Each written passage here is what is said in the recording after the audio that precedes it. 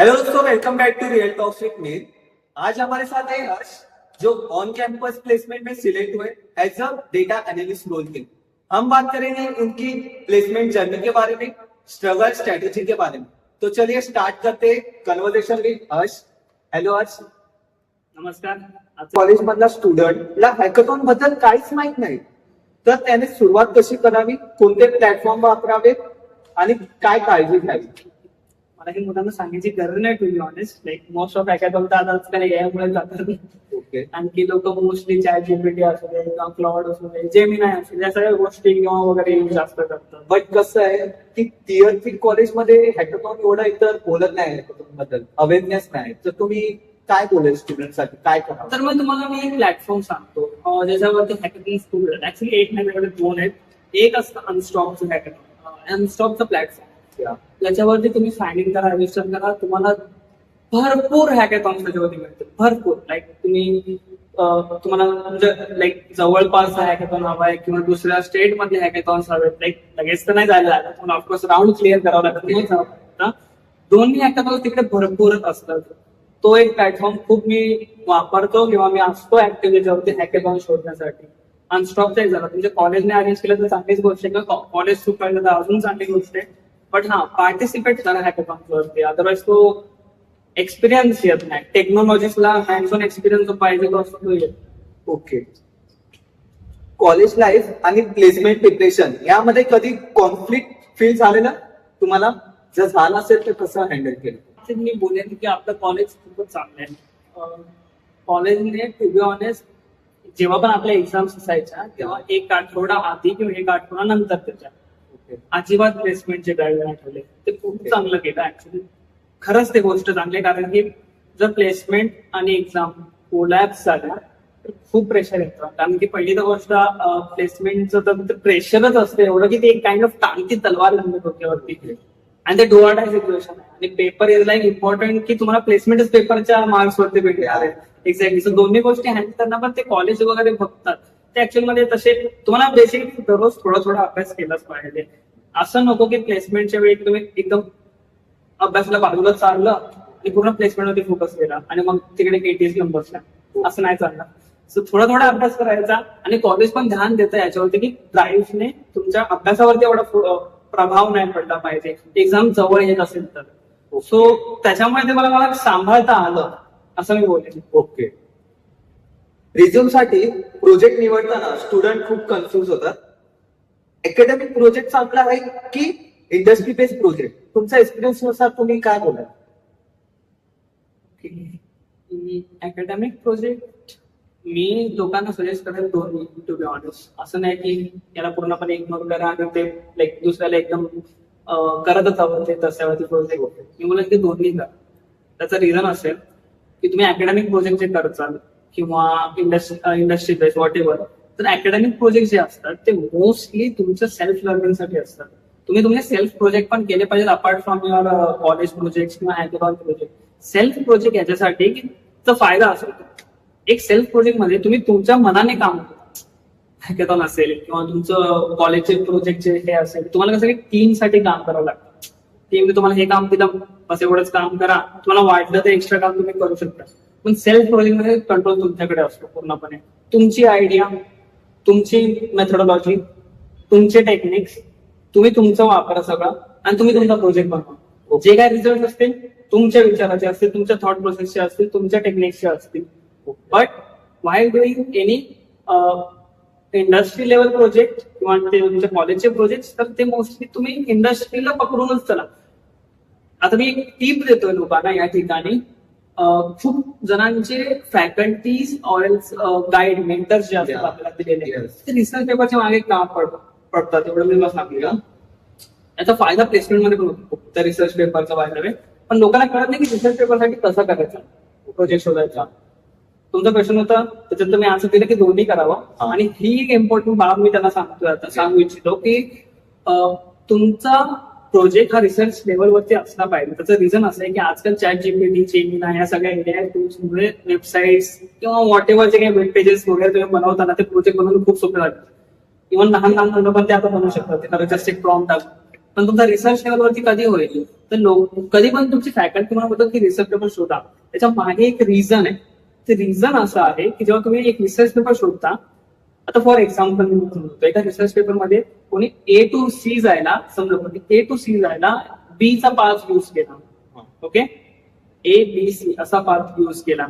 आता त्या रिसर्च पेपरमध्ये एबीसी पाथ कसा यूज केलाय, काय यूज केलाय, ब्ला ब्ला ब्ला या सगळ्या गोष्टी त्यांनी दिलेल्या असतील. तुम्हाला एक वेगळा पाथ चूज करायचा आहे.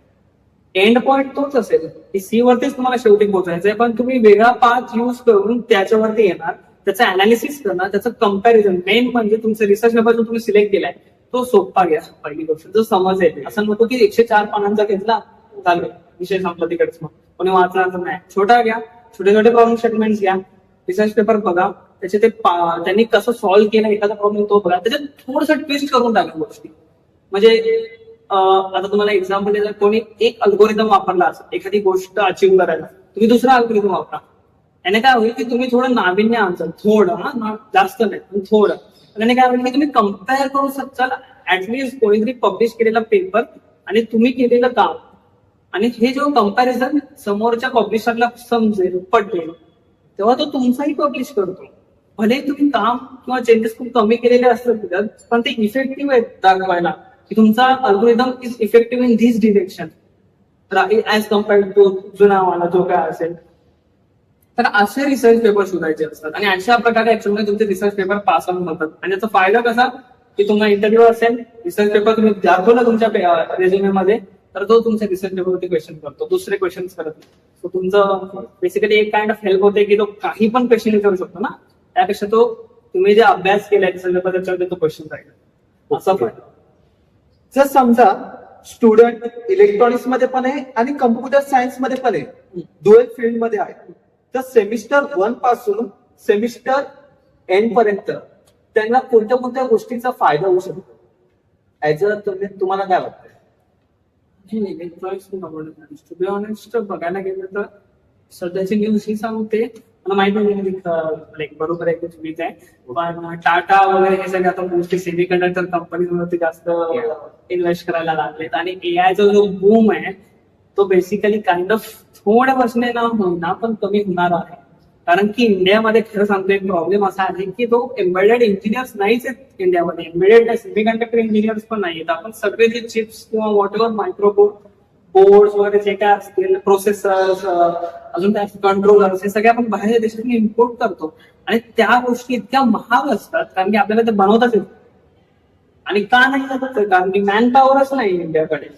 सो त्यामुळे आजकाल लाईक सरकार किंवा गव्हर्नमेंट जे आहे ते मोस्टली सेमी कंडक्टरवरती जास्त जोर टाकते. तुम्ही रिसेंटली बघितली असेल न्यूज विवेकानंदचं. ओके, तर कॉन्टॅक्ट एक्झॅक्टली त्याचं रिझनच हे आहे की आता सगळ्या लोकांनी मेक इन इंडिया चालू केलं. इव्हन ते प्रोसेसर असू दे किंवा VLSI चिप्स असू दे, व्हॉट एव्हर. आणि ती काइंड ऑफ पुढे जाऊन बूमिंग इंडस्ट्री असणार. सो इलेक्ट्रॉनिक्स पार्ट सोडणं पॉसिबल नाहीये. लाईक असं नाही की इलेक्ट्रॉनिक्स आता खाली चाललंय आणि सॉफ्टवेअर वर चाललाय. इट्स लाईक तो एक काइंड ऑफ वेव्ह असते. लाईक आता वेव्ह जरा एआय ची चालू आहे, मग एआय थोड्या वेळाने स्टॅग्नंट होईल. स्टॅग्नंट म्हणजे असं पूर्णपणे ग्राफ होईल. त्याच्यानंतर ऍक्च्युअली सेमी कंडक्टर इंडस्ट्रीज मी बोलू शकतो की त्या जास्त बुमिंगला येणार आहेत. आणि यावेळी फायदा असा होतो की जर तुम्ही सॉफ्टवेअर आणि हार्डवेअर दोन्ही केलं तर लाईक जरी तिकडे समजा की एआय साठी जॉब उरले नाही किंवा जॉब्स नसतील एवढे जास्त किंवा सॉफ्टवेअर डेव्हलपरसाठी नसतील, तुम्ही इलेक्ट्रॉनिक फील्डमध्ये पण तुमचं स्किल युज करू शकता कारण की तुम्हाला त्याची नॉलेज असेल. सो काइंड ऑफ तुम्ही कॉम्पिटिशनच कमी करताय. ऍक्च्युअली तुम्ही काइंड ऑफ असं की जे काय इलेक्ट्रॉनिक स्टुडंट असतील त्यांच्यासोबत पण तुम्ही कॉम्पिट करू शकता आणि तुमची कॉम्पिटिशन सॉफ्टवेअर पण होऊ शकते कारण की दोन्ही स्किल्स काइंड ऑफ येतात. पण असं नको व्हायला की तुम्ही 2 दगडावर पाय ठेवलेत, त्याने करून काइंड ऑफ असं प्रॉब्लेम होऊ शकतो की नाही करतात. असं नको व्हायला. एकच फील्ड चूज करा पण तुम्हाला basics and fundamentals of hardware software माहिती असते गरजेचं आहे. कोर इलेक्ट्रॉनिक्स अँड IT दोन्ही डोमेन एक्सप्लोर करेल स्टुडंट्स, तर ते बेनिफिशियल आहे काय स्टुडंट्स? IT आणि कोर दोन्ही. टू बी ऑनेस्ट बोलायला झालं तर एखाद्या स्टुडंटच्या इंटरेस्ट डिपेंड आहे पूर्णपणे. मी याचं उत्तर देऊ शकतो माझ्यासाठी ना की मुलांसाठी.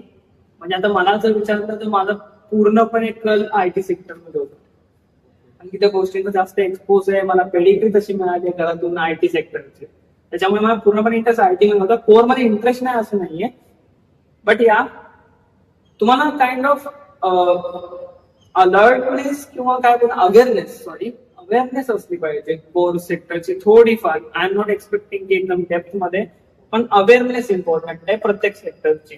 बिकॉज वी डोंट नो की पुढे जाऊन कोणता वे येईल, लाईक कोरचा येईल, सॉफ्टवेअरचा येईल, व्हॉट एव्हर. पुढे लोकांनी दुसरी फील्ड चालू केली, ओके, काइंड ऑफ तसं. सो पण अगेन तुमच्या इंटरेस्ट वरती आहे. नसेल इंटरेस्ट तर तुम्ही एकच पकडा आणि त्याच्यामध्ये पूर्णपणे डेप्थ मध्ये घुसा, ते इम्पॉर्टंट आहे रादर बिंग असं मल्टीटास्किंग. ओके. आजकाल स्टुडंट स्किल निवडताना कन्फ्युज होतात. तुमच्या मते लॉंग टर्म ग्रोथ साठी कोणत्या स्किल सर्वात महत्वाच्या आहेत आणि कोणत्या चुका टाळायला हव्यात? ओके, चांगला क्वेश्चन आहे हा. To be honest last question आहे का? ओके, चांगलं. मग एंड पण चांगला करतोय क्वेश्चन आन्सर देऊन. मुलांनी टू बी ऑनेस्ट एक सवय लावून घेतली पाहिजे स्वतःला, ते म्हणजे की टेक्निकल पेपर वाचा, टेक्निकल डॉक्युमेंटेशन वाचा. त्यांचे सब्जेक्ट आजकाल असे झालेत की लोक येतात, पीपीटी बघतात किंवा त्यांचे कोणते नोट्स असतील थोडेफार जे टीचरने प्रोव्हाइड केलेले ते वाचतात, एक्झाम पास करतात, चांगल्या मार्क्स द्यायचे. त्यांना वाटतं की नाही येतो तो सब्जेक्ट. वाचा, जेवढं रिडिंग तुमच्या डोळ्याखालून हे होईल, तुमची थिअरी जेवढी स्ट्रॉंग होईल तेवढं खूप चांगलं आहे. आणि मी का बोलतो की टेक्निकल किंवा तुमचे बुक्स असतील, जे तुमचे प्रोफेसर, ऑफकोर्स प्रत्येक कॉलेजमध्ये प्रोफेसर प्रत्येक सब्जेक्टचे जे रायटर्स असतात, ज्यांनी ऍक्च्युअली चांगले बुक्स लिहिले असतील त्या सब्जेक्ट वरती, ते मेन्शन करतात की हे रेफरन्स बुक वाचा, ते रेफरन्स बुक वाचा कोणताही सब्जेक्टसाठी. आता एक एक्झाम्पल घेतलं आपण C++ सिम्पल लँग्वेज, त्याचे पण खूप सारे रेफरन्स बुक आहेत, त्याचे पण खूप सारे टेक्निकल डॉक्युमेंटेशन आहेत. का वाचायचं टेक्निकल डॉक्युमेंटेशन? त्याचं रिझन असते की तुम्ही ते वाचता, तुम्हाला काही जार्गन्स मीन्स की तुमचे हेवी टेक्निकल वर्ड्सने तुम्ही समोरच्याला जास्त इम्प्रेस करू शकता किंवा त्यांना हे पटवून देऊ शकता की पाहिजे ना माणसाला खूप काही नॉलेज आहे, हा वर्ड माहिती आहे, त्याचा पुढचं कॉन्सेप्ट माहिती असते, त्या सगळ्या गोष्टी. आणि तुम्ही जर वाचताल ना, ऑफकोर्स तुम्ही एखादी गोष्ट वाचता तर तुम्ही त्या भाषेत बोलायला लागता, टेक्निकल भाषेत, फॉर्मल भाषेत बोलायला लागता. सो आय विल सजेस्ट की not only from notes, PPTs, जरा रेफरन्स बुक्स स्वतःहून शोधा, इन्फॉर्मेशन काढा, वाचा, टेक्निकल डॉक्युमेंटेशन वाचा. या सगळ्या गोष्टी जेव्हा तुम्ही करता तेव्हा तुम्ही खरेमध्ये एक इंजिनियर बनचाल. मी नाही बोलत तो सॉफ्टवेअर इंजिनियर असेल की हार्डवेअर इंजिनियर असेल, कोणताही तुम्ही इंजिनियर बनचाल तर तुमच्याकडे रिडिंग स्किल असेल तर. रिडिंग स्किल, दुसरा मी बोलेन ऑब्झर्वेशन. इंजिनियर ऑब्झर्वेशन आणि इमॅजिनेशन जास्त लागते टू बी ऑनेस्ट, त्यामुळे तुमचं ऑब्झर्वेशन पण चांगलं पाहिजे. बट रिडिंग नाही ऍक्च्युअल मध्ये ऑब्झर्वेशन येणार. आणि तुम्ही वाचतच नसाल एखाद्या डोमेन बद्दल तर तुम्हाला त्याची कमतरताच कळणार ना. It's like that. So reading is main important. Reading reference book, reading technical documentation. याच्याने काय होतं की तुमचं रिडिंग वाईज म्हणजे कल तुमचं कोणत्या साईडला आहे, इन द सेन्स इंटरेस्ट कोणत्या साईडला. तुम्ही स्किल्स बद्दल विचारता राईट. आणि लॉंग टर्म काय इम्पॉर्टंट आहे. रिडिंग लॉंग टर्म इम्पॉर्टंट आहे. तुमचे problem solving skills long term important आहे. तुमचे मॅथमॅटिक्स स्किल्स लोक खूप इग्नोर करतात मॅथमॅटिक्स इंजिनिअरिंग मध्ये. Like I don't know Y, like mathematics is kind of important for engineering किंवा बिकॉज पूर्णपणे इंजिनिअरिंग लाय करतं मॅथमॅटिक्स वरती. तुम्ही जे काही गोष्टी करता लिहितात प्रत्येक गोष्टी मॅथमॅटिक्स आहे. सो मॅथमॅटिक्स स्ट्रॉंग करत ऑफकोर्स मॅथमॅटिक्स इम्पॉर्टंट आहे. आणि आणखीन एक बोलायचं झालं तर प्रॉब्लेम सॉल्विंग स्किल्स सांगितलं, रिडिंग सांगितलं, मॅथमॅटिक्स तुमचं इम्प्रूव्ह करायला सांगितलं. आणखीन एक बोलायचं झालं तर अनालिटिकल स्किल्स, अनालिसिस जे बोला ना ऑब्झर्वेशन. सो तुमचं अनालिसिस खूप चांगलं पाहिजे की तुम्हाला ते पॅटर्न्स शोधता यायला पाहिजे. Pattern in the sense what की तुम्हाला एखाद्या ठिकाणी प्रॉब्लेम दिसतोय, तो पॅटर्न बघितला की कशामुळे तो प्रॉब्लेम येतोय, तो ऑफकोर्स सोल्युशन फाइंड करणं पण त्याच्यामध्ये तेवढं सोपं होतं. हे 4 स्किल्स मी बोलेन की लॉंग टर्म तुम्ही नीट चांगले करा. हे मी जनरलाइज बोलते ना, कोणते कोडिंग वाईज असं नाही बोलत आहे. As a engineer, good engineer from Indian साठी.